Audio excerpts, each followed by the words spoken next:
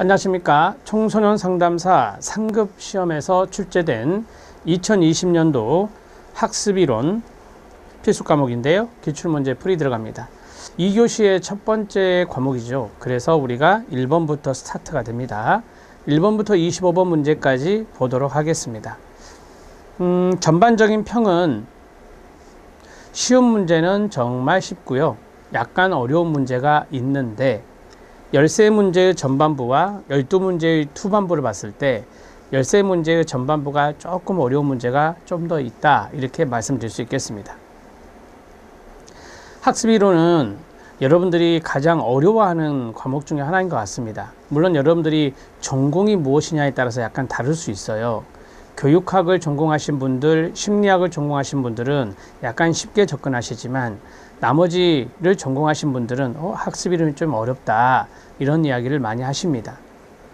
학습이론에서 여러분들이 눈여겨보셔야 될 것은요, 아니 고려해야 될 것은요, 암기입니다. 외우셔야 합니다. 여러 가지 학습 이론들이 많이 있는데 그 내용들에 또 여러 가지 하위 개념들이 많이 있어요. 그러한 것들을 외우셔야 합니다. 외워야 문제를 풀 수 있어요. 여기 있는 25문제에서도 암기해야 되는 것들이 있습니다. 그런 것들은 철저하게 외워주셔야 시험 문제를 빨리 풀고 정확하게 풀 수 있습니다. 그것을 잊지 않으셨으면 좋겠습니다. 자, 1번 문제부터 보겠습니다. 13문제입니다. 학습에 대한 뇌과학적 설명입니다. 옳지 않은 것은입니다. 이 뇌과학적, 뇌와 연관된 그 문제가 이번엔 좀 많이 보입니다.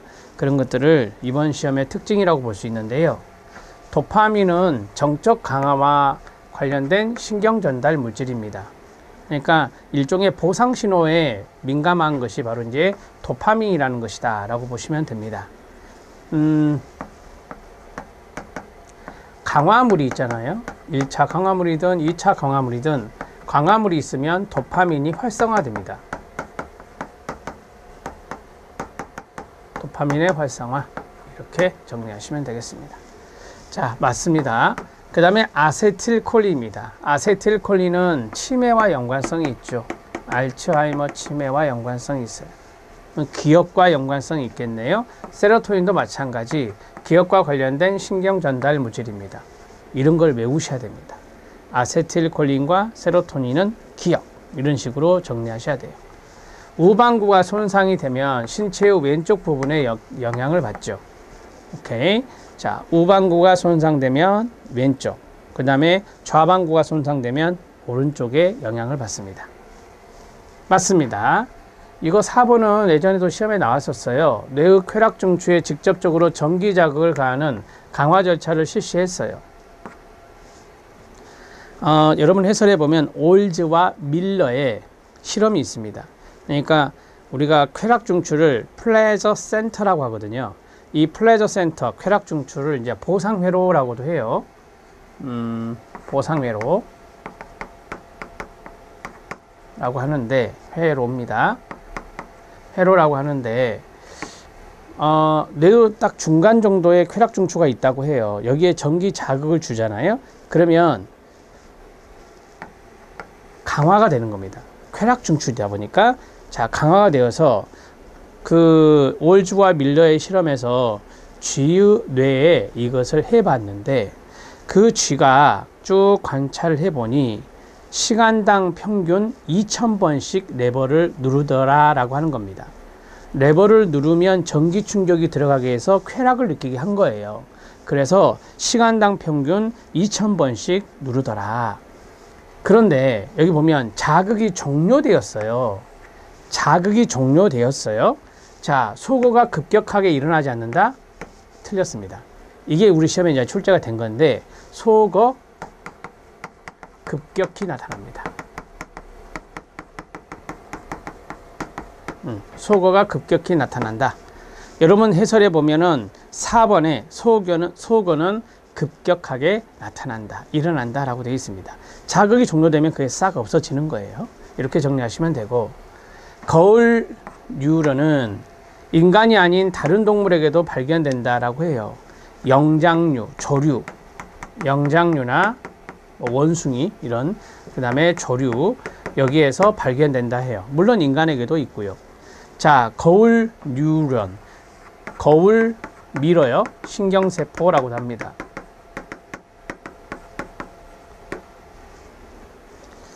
자, 서로 이제 거울처럼 인간이 원숭이 앞에서 어떠한 제스처를 합니다.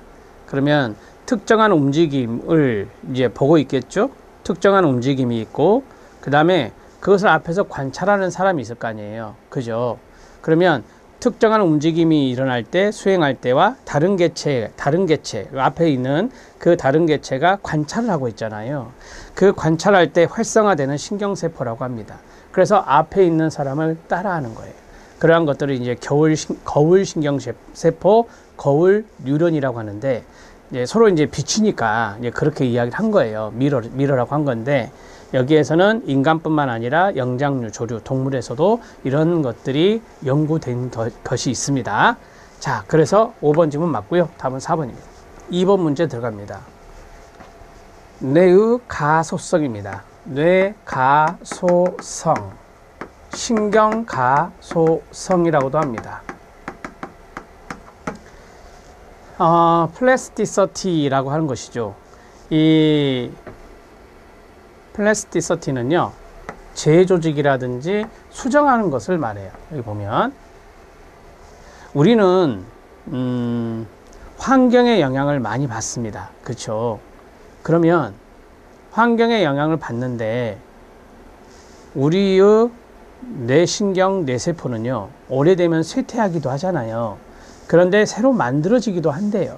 이런 것들이 뇌의 가소성, 신경가소성이라고 말할 수 있어요. 자, 옳지 않은 겁니다.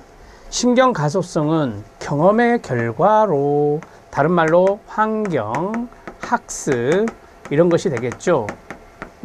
이러한 결과로서 뇌가 연결을 재조직하거나 수정하는 능력을 신경가소성, 뇌가소성이라고 말합니다. 학습 경험이라는 게 상당히 중요하겠죠. 뉴런 간의 새로운 시냅스를 발달시킬 수 있다. 그래서 가소성을 보인다. 신경 가소성은 환경 자극이 부족하잖아요. 그러면요, 활발하게 일어나요? 말이 안 되잖아요. 환경 자극이 풍부할 때죠. 환경 자극이 풍부할 때 더 활발하게 나타난다라고 해야 돼요. 탈락. 신경 생성입니다. 신경 생성은 뭐죠? 신경 생성은 새로운 것들이 만들어지는 거예요. 생성이니까. 새로운 것들이 만들어지는 건데, 이건 성인기에도 진행이 됩니다. 제가 앞에서 말씀드렸었잖아요. 해마라고 하는 것이 기억중추인데요. 이 기억과 연관된 부위인데, 해마 같은 경우는 오래된 세포는 쇠퇴가 되고, 또 기억을 위해서 성인에도 계속해서 기억력은 있는 거니까 그렇게 해서 또 신경세포, 새로운 신경세포가 만들어지기도 하고 그래요. 자, 신경생성은 뇌의 특정 부위 손상 시 그 영역 기능 회복에 도움이 된다라고 했는데요. 여러분, 특정 부위가 손상이 됐어요. 손상이 되면 그 신경이 새로 만들어져요. 생성이 돼요. 그러면 회복에 영향을 주겠죠.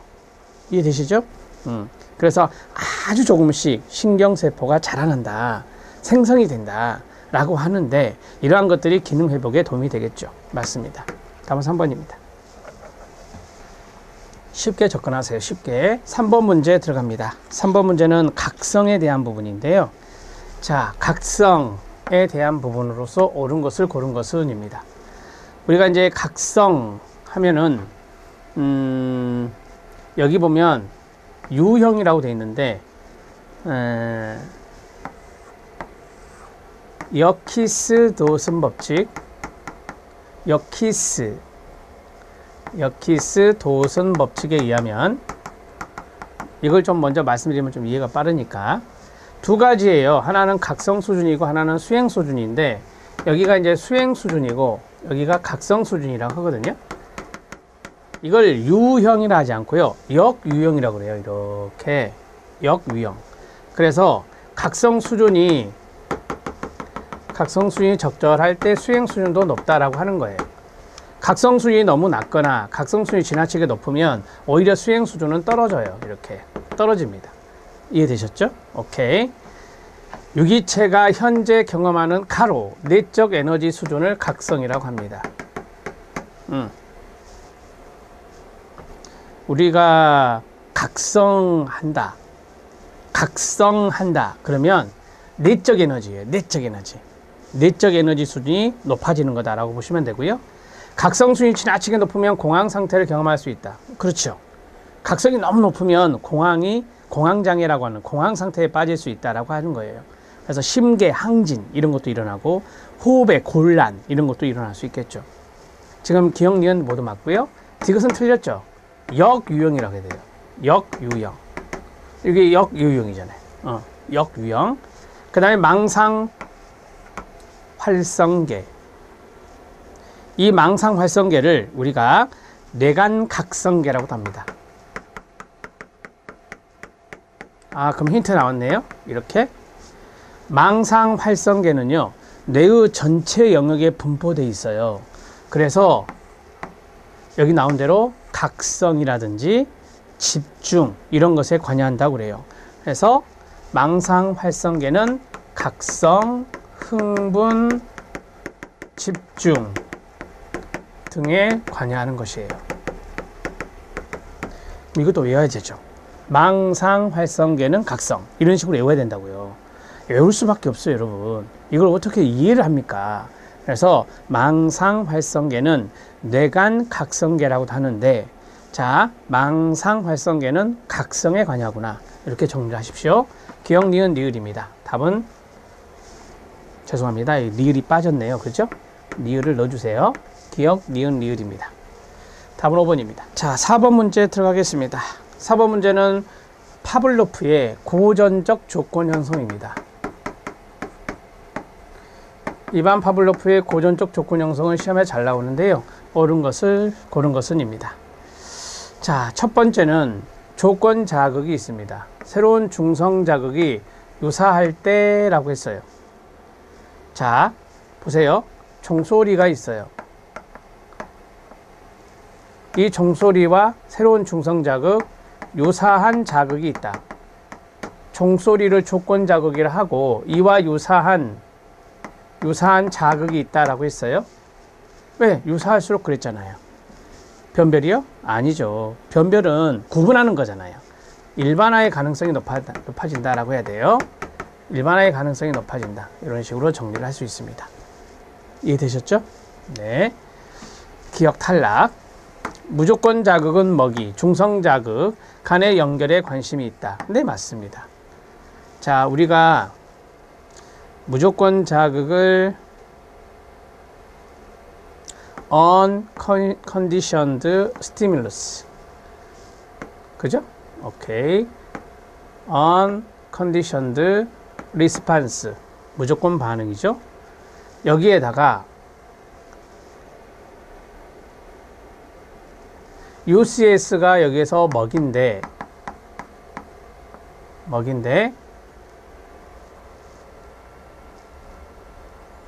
이것을 중성 자극과 결합을 시켜요. 결합을 시켜서 계속해서 트레이닝을 시킵니다. 그리고 나서 이게 1번, 이게 2번, 그 다음에 3번이죠. 뭡니까? CS, CR이죠. 이게 중소리예요. 침분비예요. 이걸 우리는 무조건 반사, 이걸 조건 반사라고 한단 말이에요. 요거 중요하죠. 먹이와, 즉 무조건 자극과 중성 자극의 연관에 관심이 있어요. 지금 이걸 설명하려고 좀 썼습니다. 약물에 대한 내성이 있다, 중독이 있다, 고전적 조건 형성으로 설명될 수 있나요? 네, 맞습니다. 여러분, 고전적 조건 형성의 개념이 뭐예요? 자극과 반응의 관계예요.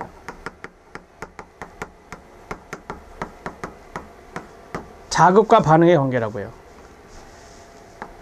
약물에 대한 내성이 생겼다. 그 다음에 중독이 생겼다. 그 말은 어떠한 자극에 계속해서 반복적으로 나타나는 거예요. 그죠? 어떠한 자극에 대해서 계속해서 반복적 반응이 나타나는 거라고요. 그래서 우리가 이걸 중독이라 이야기하죠. 웬만한 거 가지고는 간에 기별도 안 가죠. 내성이 생겼다라고 하잖아요. 이런 것들이 반복적인 문제 때문에 생긴 거 아닙니까? 그래서 어떤 자극과 반응의 관계로 설명될 수 있어요.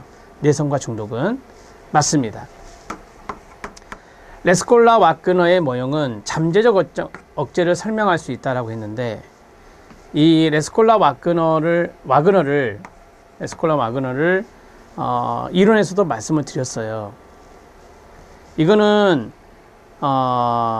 실제적인 UCS의 강도하고 그 다음에 피험자, 실험에 참여하는 피험자의 어떤 기대 강도랑 비교를 하잖아요. 비교를 해서 어떤 게 더 크냐에 따라서 이 녀석 CS가 활성화가 되느냐, 흥분성이 나타나느냐, 아니면 억제성이 나타나느냐, 그런 것과 연관성이 있잖아요. 그게 바로 레스콜라 와그너인데요. 자, 보세요. 요 잠재적 억제를 설명할 수 있다, 여기 틀렸는데, 잠재적 억제는 좀 이따가 해설을 보면서 말씀을 드릴게요. 제가 레스콜라 와그너는 실제 UCS, 무조건 자극이라고 하는 것이잖아요. 자, UCS의 강도하고 그 다음에 피험자의 기대 강도하고 비교를 해요. 비교를 해서 여기 밑에다 쓰겠습니다. 이렇게 실제적으로 이 무조건 자극의 강도가 진짜 세요. 기도 강도보다.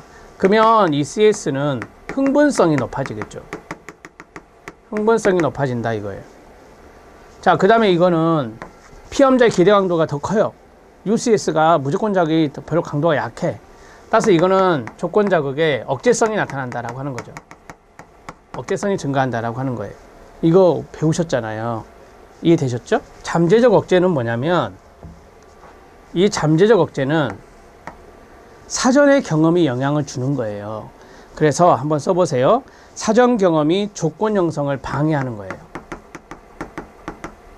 사전 경험이 조건 형성을 방해하는 거.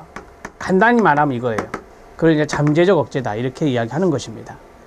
여러분 해설해 보시면 좋은 사례가 하나 있어요. 그 사례를 말씀드리면, 만약 이미 개가 먹이 그릇 없이 종소리와 먹이만 조건 형성이 됐어요. 그러니까 사전에 경험이 이제 먹이 그릇 없이 종소리와 먹이로 조건 형성이 됐어요. 그러면 이후에 먹이 그릇하고 종소리를 연합을 시키려고 해요. 그럴 때 잠재적 억제가 나타난다라고 하는 거죠. 잘 안 된다는 거예요. 억제라고 하는 것은 반응이 잘 안 일어난다라고 하는 겁니다. 이게 바로 잠재적 억제에 대한 설명입니다. 이해됐죠? 자, 사전 경험이 뭐죠? 종소리와 먹이가 먼저 조건 형성이 됐어요. 조건 형성이 됐는데, 그 다음에 이제 먹이 그릇하고 종소리를 연합하려고 하는데 이게 잘 안 되는 거죠.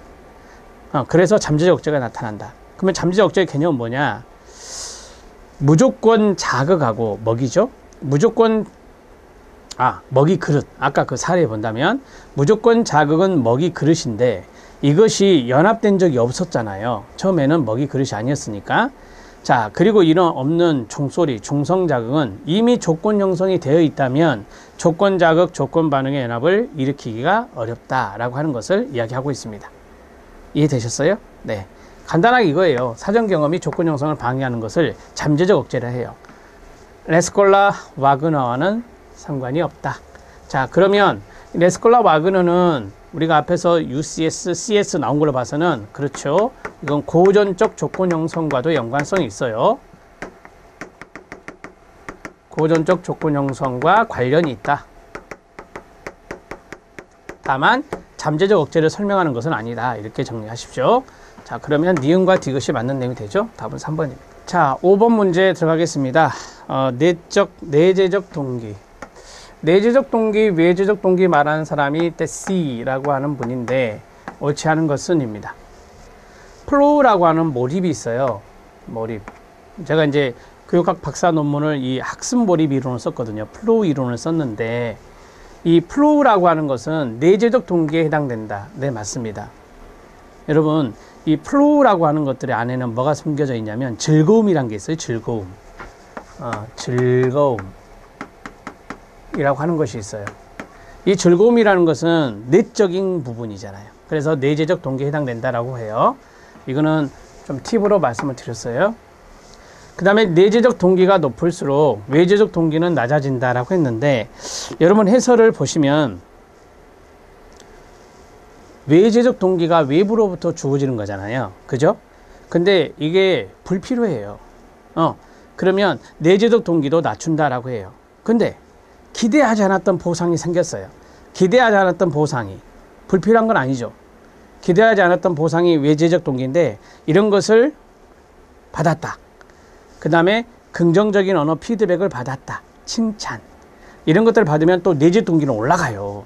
그래서 내재적 동기와 외재적 동기는 이게 높아지면 이게 낮아진다. 이걸 부적 상관이라 하잖아요. 항상 부적 상관은 아니다 라고 보시면 돼요. 항상 부적 상관은 아니다. 두 가지로 말씀을 드렸잖아요. 두 가지로 불필요한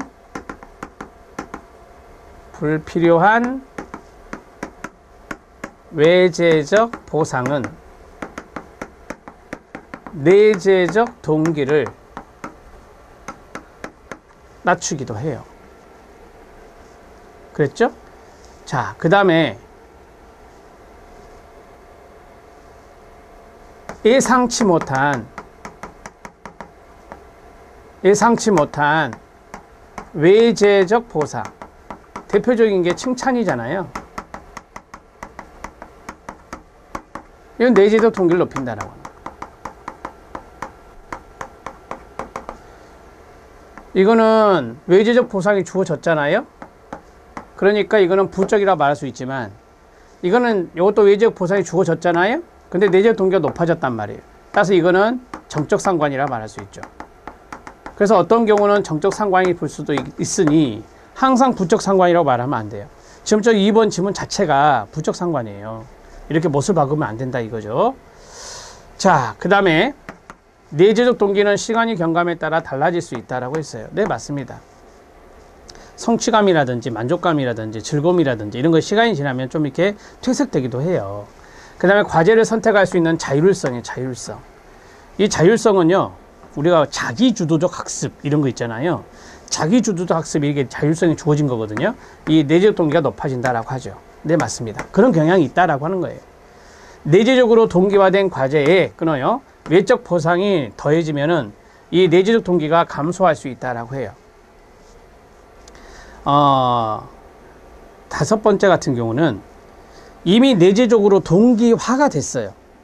내재적으로 동기화가 됐다는 것은 그만큼 보람이 있다라고 하는 것이죠. 그런데 거기에다가 외적 보상이 더해졌어요. 외적 보상이 더해지면 요게 퇴색될 수 있어요. 요게 퇴색될 수 있어요. 내재가. 그래서 내적 동기가 감소될 수 있다라고 하는 거예요. 내적 동기의 감소는 뭐냐면 내재적 동기의 퇴색이에요. 내재적 동기의 퇴색 가능성이 있다라고 하는 겁니다. 이렇게 정리할 수 있죠. 맞습니다. 답은 2번입니다. 이 5번 문제 내재적 동기와 외재적 동기는 시험에 잘 출제가 되니까 알아두실 필요가 있습니다. 많이 헷갈릴 수 있는 것 중에 하나예요. C의 내재적 동기와 외재적 동기입니다. 여러분 실력 따지기에 보면 도표로 정리되어 있는데 이거 이론서에 있는 겁니다. 참고하시기 바랍니다. 6번 문제 들어가겠습니다. 고전적 조건 형성의 개념 중에 하나가 자발적 회복이란 게 있어요. 옳은 것은 입니다. 이 자발적 회복은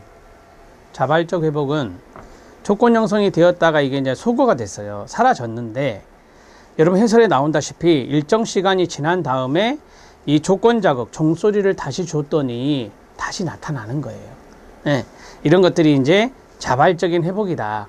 이렇게 이제 이야기를 하는 것입니다. 근데 그 전보다 세지는 않지만 회복이 되는 것이 보였다라고 하는 것이죠. 소고 후에 추가적 훈련이 필요한 절차다라고 했는데요. 훈련이 필요한 게 아니에요. 우리가 훈련이라 하면은 먹이 주고 종소리 주고 이 두 가지가 연합된다라고 하는 것이 훈련인데 그렇지 않고 그냥 종소리만 치는 거예요. 조건 자극만 주어지니까 추가적인 훈련이 필요하지 않아요. 자, 그 다음에 과거에 강화를 받았던 행동이 다시 출현하는 현상이다. 이거는요, 복귀라고 해요. 복귀. 정확히 말하면 과거에 강화를 받았던 행동이 속어시 다시 재출현하는 것, 이런 것들이 바로 이제 복귀라고 하는 겁니다. 자발적 회복과는 좀 다르고요. 제가 사례를 하나 찾아봤는데 이거는 조작적 조건 형성에서 나타나요. 조작적 조건 형성, 강화라는 말이 들어있잖아요. 그래서 조작적 조건 형성과 연관성이 있다라고 보시면 되는데, 비둘기 실험에서 비둘기가 원반을 막 쪼는 행동을 해요. 그래서 원반을 쪼는 행동을 하고 그 다음에 조건 형성이 됐어요. 속어가 됐어요. 자, 속어가 되고 나서 그 다음에 날개를 퍼덕이는 훈련을 해요. 비둘기가. 그러면 날개를 퍼덕이는 훈련은 앞에 있던 원반을 쪼는 행동하고 훈련하고는 다르잖아요. 그리고 나서 이제 날개를 퍼덕이는 훈련, 이런 것들을 강화 훈련을 하면서 이걸 속을 시켰어요. 그리고 나서 보세요. 과거에 강화를 받았던 행동이 다시 출현해요. 속을 했더니 다시 그 비둘기가 원반을 쪼는 행동을 하더라라고 하는 거죠. 그래서 이거를 우리가 복귀라고 한다, 이렇게 보시면 돼요. 자, 그 다음에 조건 자극 없이 무조건 자극만 추가로 제시하는 절차다라고 했는데 틀렸죠. 제가 말씀드렸잖아요. 다시 종소리를 줬더니 라고 했어요. 그러니까 조건 자극이 필요한 것이죠. 조건 자극을 줬더니 다시 조건 반응이 나타난 것이죠. 시간이 흐른 후에 속어 후에 일정 시간이 지난 다음 진행되는 것이다. 네, 맞습니다. 일정 시간이 지난 다음에 자발적 회복이란 말 썼으니까. 자, 그 다음에 학습이 속어 절차에 완전히 사라졌다는 것을 보여주는 거예요? 아니죠. 완전히 사라졌으면 회복이 안 되죠. 완전히 사라졌다는 것을 보여주는 게 아니라 학습이 속어 절차에서 완전히 사라지지 않음을 보여주는 증거가 바로 자발적 회복이다, 이렇게 말할 수 있습니다. 답을 해결했어요. 답은 4번입니다. 어렵지 않아요? 자발적 회복의 개념만 잘 잡아 놓으시면 문제 풀 수 있습니다. 자, 7번 문제 들어가겠습니다. 7번 문제도 조작적 조건 형성의 적용 사례예요. 이번에는 스키너의 고전적 조건 형성의 사례예요. 스키너의 조작적 조건 형성의 문제가 좀 덜 나왔고, 여기 있는 고전적 조건 형성의 문제가 더 많죠. 옳지 않은 것은. 다시 씁니다. 자극과 반응의 관계예요. 그러면 제가 동그라미 친 것을 잘 보세요. 소음, 맛 혐오, 인기 있는 모델, 긍정적 이미지 되셨죠? 그 다음에 무서운 장면, 공포. 4번은 패스. 범죄 뉴스, 편견. 보세요. 앞에가 자극이고요, 뒤에가 반응이에요. 앞에가 자극이고요, 뒤에가 반응이에요. 앞에가 자극이고요, 뒤에가 반응이에요. 앞에가 자극이고요, 뒤에가 반응이에요. 그래서 1번, 2번, 3번, 5번은 고전적 조건 형성의 사례가 돼요. 쥐가 설탕물을 마실 때 소음에 노출이 됐어요. 그러면 설탕물에 대한 맛 혐오가 학습돼요. 인기 있는 모델이 A 제품을 광고하잖아요. 그럼 A 제품에 대한 긍정적 이미지가 학습이 돼요. 무의미 철자를 보던 중에 무서운 장면이 나타났어요. 그럼 무의미 철자에 대한 공포가 학습이 돼요. 무서운 장면이니까. 그 다음에 범죄 뉴스에서 특정 국가의 사람이 나왔어요. 그 국가 국민에 대한 뭐가 생겨요? 편견이 생기는 거예요. 범죄 뉴스가 나온 그 국가의 국민에 대해서. 4번은 뭔지 아시죠? 아침에 머리를 감는 날 시험을 망쳤어요. 그러면 시험 보는 날은 머리를 감지 않아요. 뭐죠? 미신 행동이죠. 징크스. 시험에 잘 나오잖아요. 이거는 조작적 조건 형성이죠. 이거는 행동과 결과예요. 행동과 결과. 자, 봐요. 아침에 머리를 감았어요. 그러면 행동이죠. 결과는 어떻게 됐어요? 시험을 망쳤죠. 이 행동에 의해서 이 결과가 나왔어요. 그러면 다음에 그 행동 안 하죠. 만약에 좋은 행동이면, 좋은 결과가 나왔으면 그 행동을 계속 하겠죠. 근데 좋은 결과 안 나타나면 그 행동을 안 하겠죠. 이런 것들이 바로 조작적 조건 형성과 연관성이 있다. 조작적 조건 형성은 행동과 결과의 관계를 본다라고 말씀드렸어요. 행동과 결과의 관계를 본다. 이렇게 정리하시죠. 답은 4번입니다. 8번 문제 들어갈게요. 이거는 쉬운 문제인데 강화계획 문제예요. 강화계획이니까 이것도 스키너와 연관성이 있겠죠. 스키너의 조작적 조건 형성. 힌트는 여기 있어요. 15분. 15분. 시간이네요. 시간 계획이에요. A씨는 그동안의 경험을 통해 15분간 빵을 구우면 가장 맛있다는 것을 알게 되었어요. 요즘은 반죽을 오븐에 넣고 딱 15분 가까워지면 오븐 안에 더 자주 쳐다봐요. 들여다봐요. 왜? 15분이 제일 맛있으니까. 그래서 동일한 시간이죠. 일정한 시간이죠. 그래서 제가 쉽다고 한 거예요.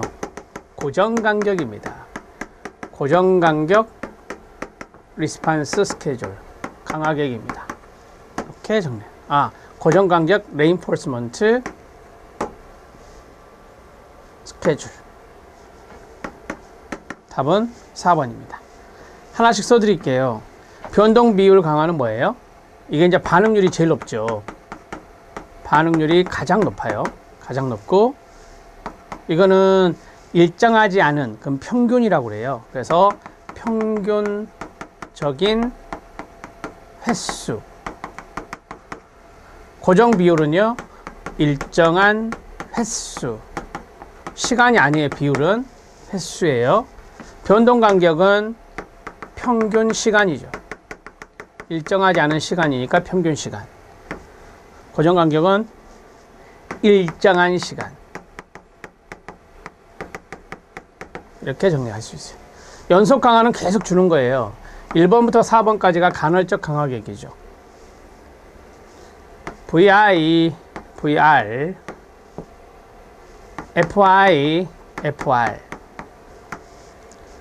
변동 간격, 변동 비율, 고정 간격, 고정 비율. 요 네 가지가 간헐적 강화 계획. 간헐적 강화 계획. 이렇게 정리가 됐습니다. 답은 4번입니다. 9번 문제에 들어가겠습니다.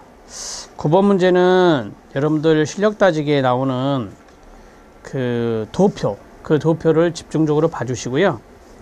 오류가 하나 있어요. 해설의 5번. 해설의 5번에 오류가 하나 있는데 꾸준한 장기적인 노력, 그 부분이 조금 잘못되어 있어서 말씀을 드릴게요. 자, 귀인의 속성에 대한 분류가 옳은 것은 입니다. 그 학습 상담학 총수에 나와 있는 그 도표, 그리고 제가 이론 수업 시간에도 원서 내용까지 넣어드렸던 걸로 기억하거든요. 그래서 그 부분들을 조금 기억하시면 될 것 같은데 이거와 내용이 똑같아요. 여기 보면 내적, 안정적, 그 다음에 통제 불가능이라고 했는데요. 우리가 이제 내부적인 거냐, 외부적인 거냐, 이런 거고, 그 다음에 이제 시간이 지나도 이게 안정적인 거냐, 아니면 불안정적인 거냐, 이 통제 소재죠, 통제 소재. 자신이 통제할 수 있는 거냐, 없는 거냐, 이런 것을 보는 것이에요. 아셨죠? 네. 그러면, 우리가,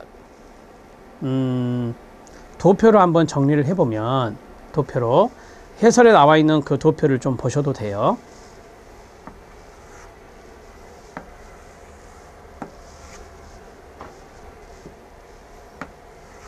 이쪽에 이제 안정성이 있어요. 안정성이 있는데,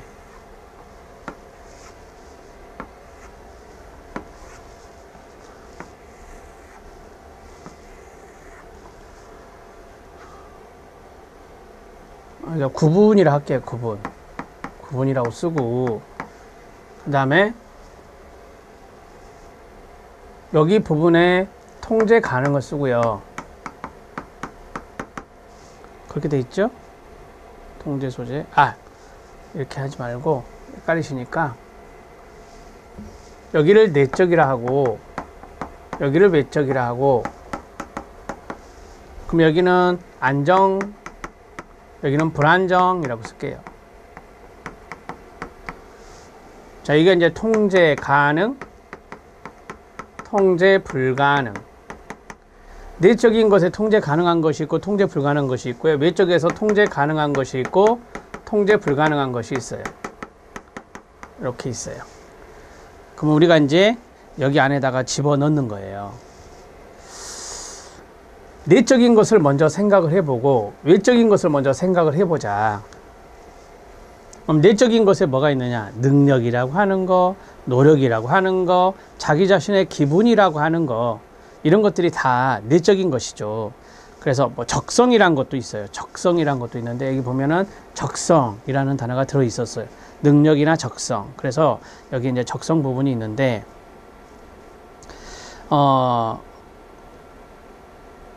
내적인 부분의 노력이라고 하는 것은 두 개로 나눌 수 있어요. 그러니까 노력이라고 하는 것은 능력은 안정적인 거지만 노력이라는 것은 보통 불안정적인 거다 하거든요. 그래서 일시적인 노력은 불안정적이다라고 하고요. 그 다음에 장기간에 꾸준히 하는 거, 장기간의 노력은 바로 안정적인 거다라고 해요. 자, 이것은 자신의 노력이니까 통제가 가능한 것이다 라고 하는 것이에요. 이해되셨죠? 오케이.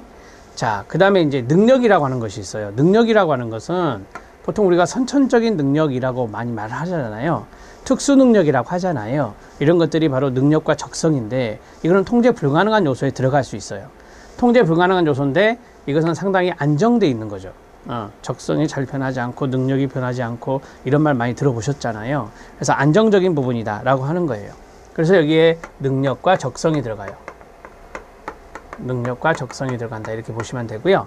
자, 불안정적인 것에 뭐가 있느냐? 항상 너는 기분이 왔다 갔다 해 이런 거죠. 기분. 그 다음에 거기 나온 대로 시험 당일 건강 상태라 있는데 그냥 건강 상태. 이런 것들이 바로 이제 불안정적인 요소가 된다. 이렇게 보시면 돼요. 이해되시죠? 요 부분하고 요 부분은 통제가 불가능한 거예요. 자기의 어떤 통제의 어떤, 통제를 하기 어렵다. 자기 자신이.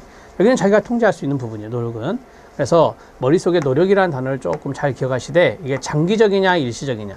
여기 보시면 여기 나와요. 꾸준한 장기적인 노력으로 나왔단 말이에요. 그래서 그래요.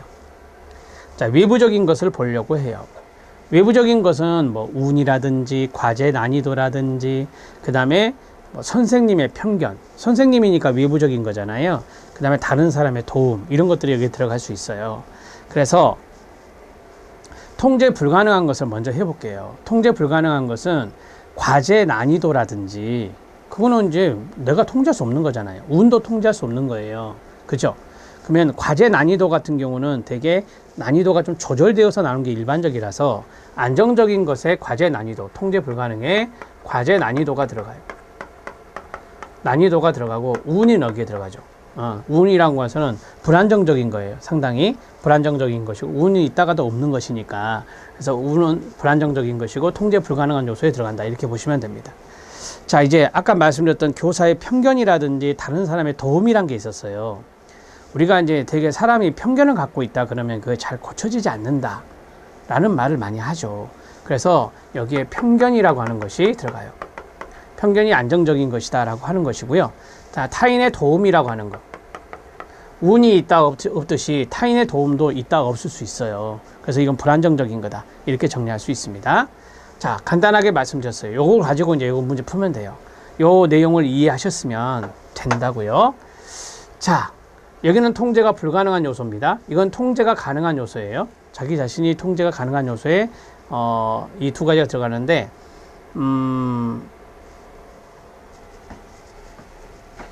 귀인은 원인을 따지는 거예요. 귀인은 원인을 따지는 거다. 와이너의 귀인 모형인데요. 한번 하나씩 보시죠. 옳은 거라.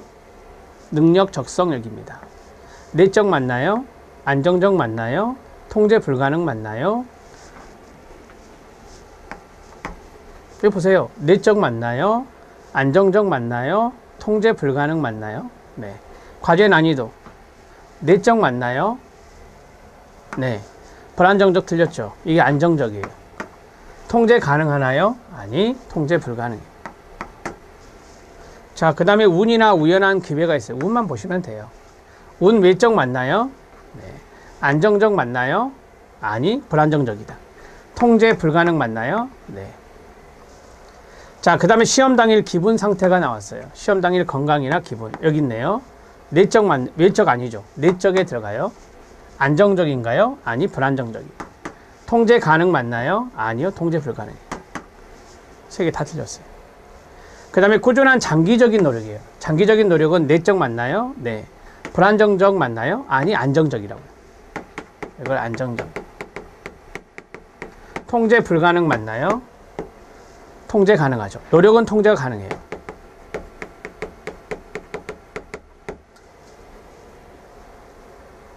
자, 그러면 여러분 해설의 5번을 봐주세요.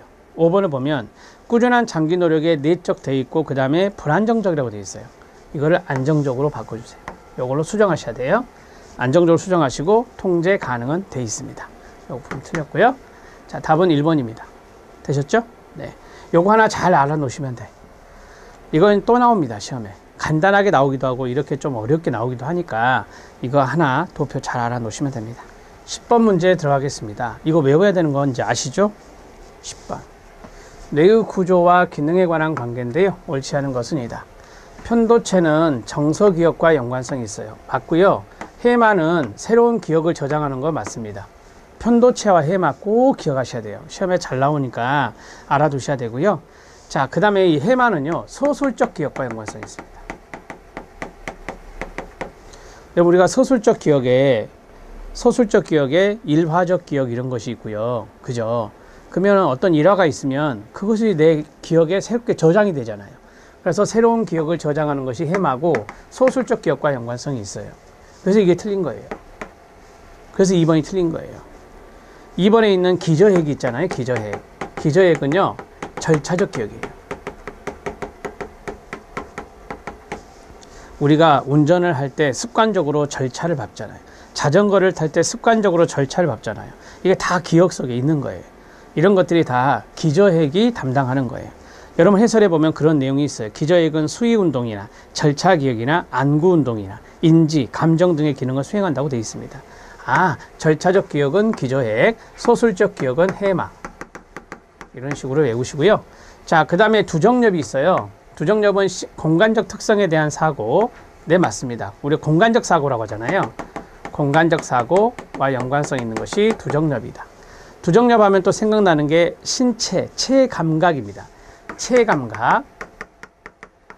체감각과 연관성 있는 것이 바로 이제 두정엽이다. 체감각에 대한 어떤 정보를 받아들이고 해석하는 것. 그런 것들이 두정엽이에요.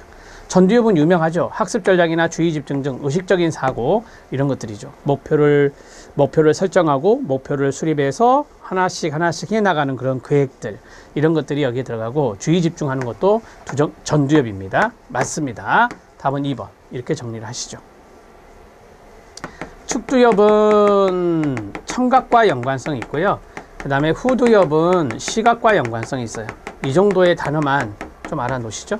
11번 문제 들어갈게요. 자, 11번 문제는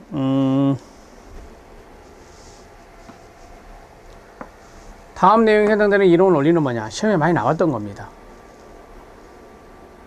이런 거죠. 정말 아이가 공부를 안 해요. 근데 컴퓨터 게임을 좋아해요. 너 컴퓨터 게임 하고 싶어? 네. 그러면은 숙제 오늘 준 거 해. 그럼 컴퓨터 게임 하게 해줄게. 이거죠. 뭐예요? 프리맥의 원리입니다. 프리맥의 원리. 그러니까 가능성이 많은 행동. 더 쉽게 말하면 좋아하는 행동. 컴퓨터 게임이 이제 하나의 강화물이 된 거예요. 그러면 이것을 가능성이 높은 행동을 강화물로 쓰는 거죠.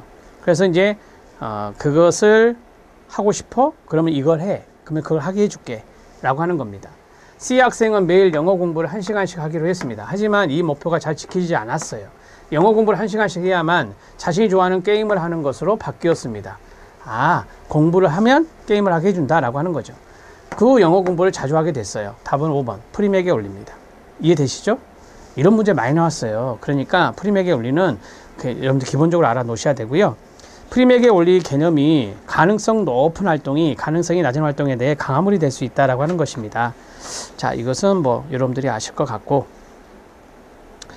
그 11번에 나머지 것들이 있는데요. 여기 보면 이과정 이론이 있어요. 이과정 이론 하면 생각나는 것이 도피 회피 학습이죠.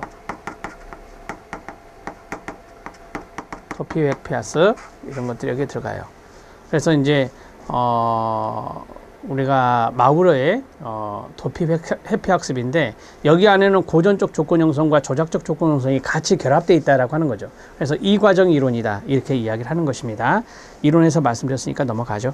자, 그 다음에 추동 감소 이론도 말씀을 드렸는데 우리가 이제 추동 감소 이론은 여러분 해설에 나와요. 우리가 어떤 신체 각성 상태에 놓일 수 있어요. 배고프다 이런 것들이 이제 신체 각성 상태인데 이때 추동이 증가해요. 추동이 생긴다라고 하죠. 이 추동이 경험되면은 그 상태에서 벗어나고 싶잖아요. 벗어나고 싶으니까 욕구가 생기는 거예요. 먹고 싶은 욕구, 식욕이 생기는 거죠. 그래서 이러한 것들의 동기가 발생해요. 그러면 이 동기에 따라서 먹는 행동을 하게 되면 식욕이 생겼으니까 먹게 되면 추동이 감소되는 거예요. 그래서 추동 감소 이론이라고 하는 겁니다. 되셨죠? 네. 자극 대체 이론은 뭐 자극 치환 이론이라고 하는데 이거는 참고하셔도 됩니다. 여러분 해설해 보시면 US를 CS로 대체한다라고 했어요. US가 먹이고 CS가 종소리인데 이렇게 대체를 하는 경우 이런 것들이 바로 이제 자극 대체 이론이에요. 말 그대로 자극을 바꾼다라고 보시면 돼요. 자극을 치환한다라고 보시면 돼요. 자, 그 다음에 반응 박탈 이론이 있습니다. 반응 박탈 이론은 제가 자료를 하나 찾아봤는데 좀 들어보세요. 쥐가 있는데 그 쥐에게 물을 줬어요. 그런데 이제 이게 자극이잖아요. 근데 물 마시는 것을 제한시켜 버렸어요. 그게 이제 자극 박탈이에요. 박탈 시켰어요 이제. 자, 그러면 쥐는 물 마실 기회를 만들 수 있는 행동을 하게 된다는 거죠. 자, 이게 이제 반응 박탈 이론이다라고 합니다. 쥐에게 물 마시기 행동을 제한했어요. 제한시켰어요. 그랬더니 물 마실 기회를 얻으려고 행동을 해요. 물 마실 기회 얻으려고 행동하는 거죠. 우리가 그 반려견이나 반려묘 그 TV 프로그램들이 많이 있잖아요.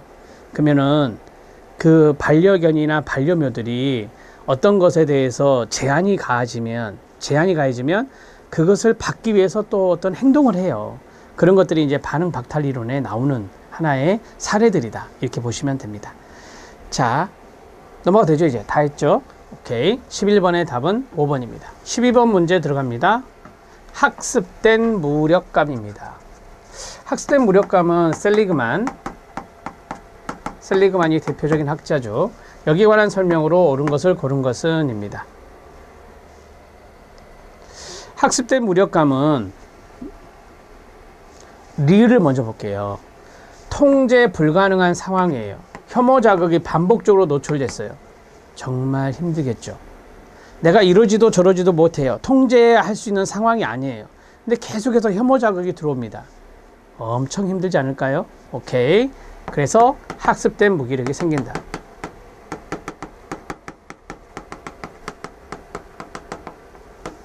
여러분들이 쉽게 이해할 수 있는 개념이 바로 이 리을이라서 리을을 먼저 했어요. 자, 그러면 기억으로 넘어가요. 어떤 행동이 있고 그 결과 사이에 관련이 없다고 인식될 때 나타난다라고 하는 거예요.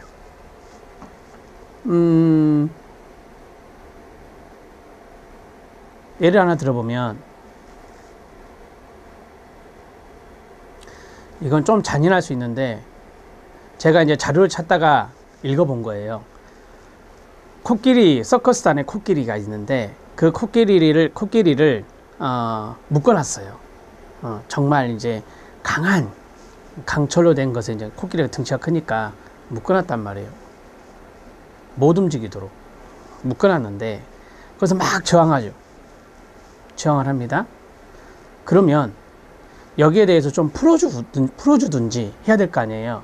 근데 안 풀어줍니다. 아무리 저항해봤자 안 풀어줘요, 그대로. 그래서 나중에는 그냥 아무 행동도 안 해버리는 거죠. 어떤 행동이 있고 그 결과, 나중에 결과 사이에 관련이 없다. 아, 내가 막 저항했더니 이걸 끌어주면 좋은데 끌어주지 않아요. 그러면 어떤 행동과 결과에 관련이 없는 거잖아요. 없다고 딱 인식되면은 무기력감이 나타나는 거죠. 이해되셨나요? 오케이. 그래서 그 학습된 무기력에 빠졌던 그 코끼리 같은 경우는 상당히 항상 지쳐 있는 상태, 학습된 무기력감에 빠져 있으니까 묶어 놓든 안 묶어 놓든 항상 저항하는 모습은 보이지 않았다라고 하는 것이죠. 그게 바로 맞는 거죠. 행동과 결과 사이에 관련이 없다고 인식되면 학습된 무기력이 생길 수 있습니다. 무력감. 학습된 무력감이 높은 사람은 실패를 노력 부족으로 생각한다라고 해요. 자, 우리가 이제 여기 보면 숙달 지향성이라는 것이 있고요. 수행 지향성이라는 게 있어요. 이것도 시험에 잘 나오죠? 숙달 지향 목표라고 하는데 그냥 성이라고 쓸게요. 수행 지향성이 있어요.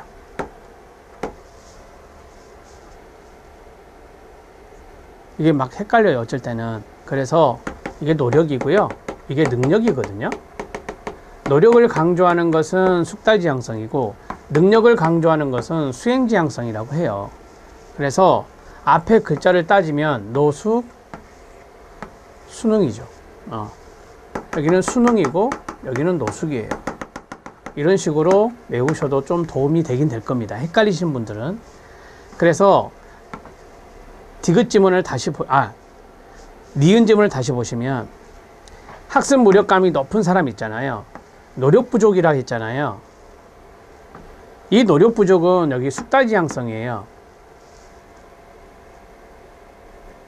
내가 열심히 노력을 했어요. 학습 무력감이 높아질까요?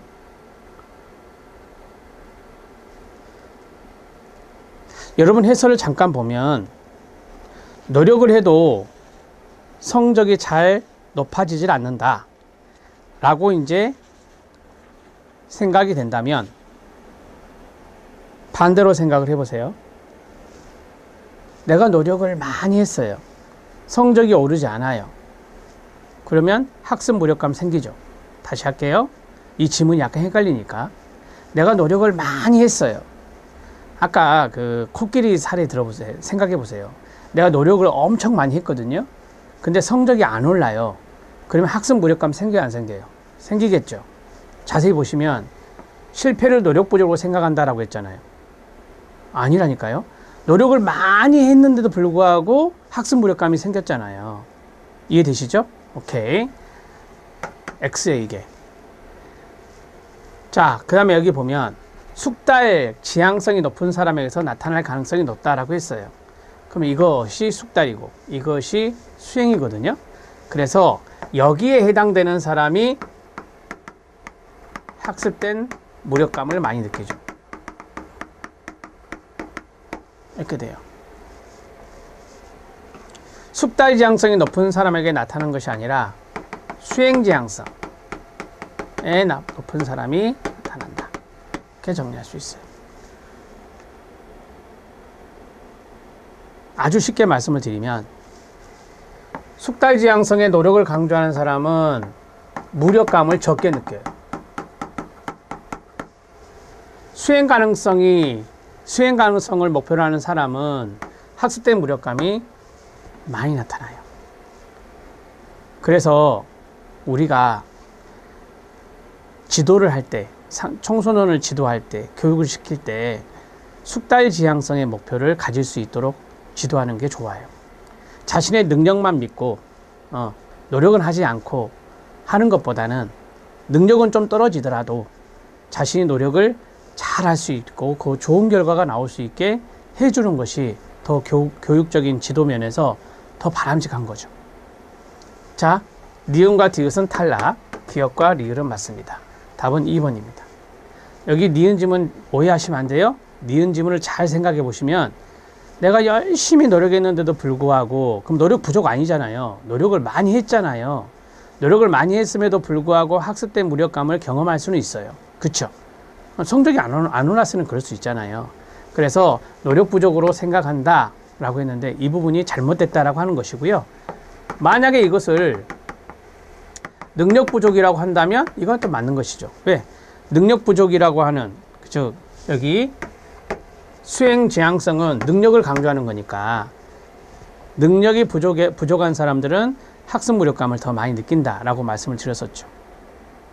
이해되셨죠? 네. 기억과 리을입니다. 마지막 13번 문제는 망각에 대한 거네요. 망각. 기억과 연관된 부분에 있는 건데 망각도 시험에 좀 잘 등장해요. 망각과 소고가 동일한 의미다? 아니죠. 다르죠. 다릅니다. 망각과 소고는 다릅니다. 소고는 강화를 중지하는 거죠. 관심을 중단하는 것이고 망각은 기억을 못하는 거니까 이건 달라요. 자, 탈락.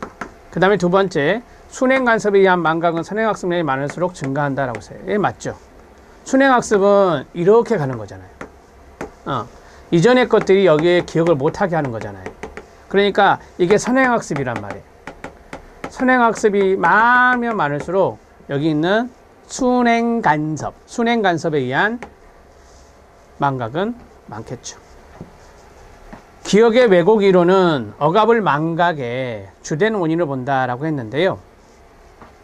자, 이 왜곡 이론에 해당되는 것이 간섭, 억압이 아니고요. 기억의 왜곡 이론은 간섭, 쇠퇴, 그 다음에 인출 실패. 인출을 못하는 거죠. 간섭에 의해서 망각이 일어난다. 쇠퇴에 의해서 망각이 일어난다. 인출 실패에 의해서 망각이 일어난다. 기억에 대한 왜곡입니다. 이런 것들이 바로 이제 망각의 주된 요인을 하고요. 3번은 참고하셔도 돼요. 역행 간섭이 나왔어요. 망각을 지연시킨다라고 했는데요. 여러분, 순행 간섭이나 역행 간섭이나 다 망각을 촉진하는 거예요. 망각을 지연시키는 게 아니라 망각을 촉진시키는 거예요. 이 녀석이 과거의 것을 기억 못하게 하는 거죠. 새로운 정보가 들어와서 과거의 것이 기억 안 나는 거. 이게 바로 역행간섭이에요. 그림으로 연상하면 쉽다고 제가 말씀드렸잖아요. 이게 역행, 이게 순행. 자, 단서 의존 망각은 이건 소멸 이론이죠. 소멸 이론. 흔적 소멸 이론이라고 하죠. 단서 의존 망각이 아니라 소멸 이론, 흔적 소멸은 소멸에 의한 망각을 설명하는 것이다. 이렇게 정리할 수 있습니다. 여러분 교재에 보시면 단서 의존 망각이 있습니다. 쉽게 말씀드리면 부호화했을 때의 단서와 인출했을 때의 단서가 일치하지 않으면 망각된다라고 하는 거예요. 자, 부호화할 때의 단서와 기억을 끄집어내는 인출에서의 단서가 일치하지 않으면 기억하지 못하는 망각이 나타난다. 이것을 단서 의존 망각이다.